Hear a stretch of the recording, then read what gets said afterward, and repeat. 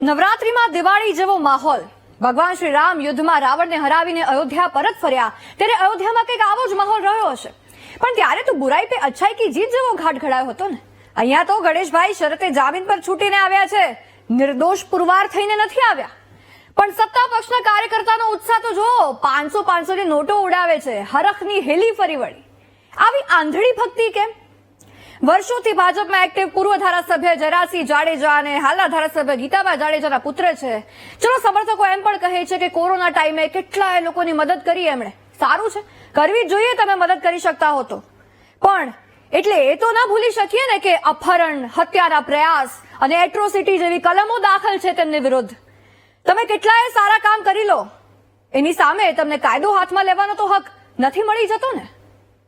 હાલ સમય થયો છે બ્રેક લેવાનો, બ્રેક બાદ આપને એક સવાલનો જવાબ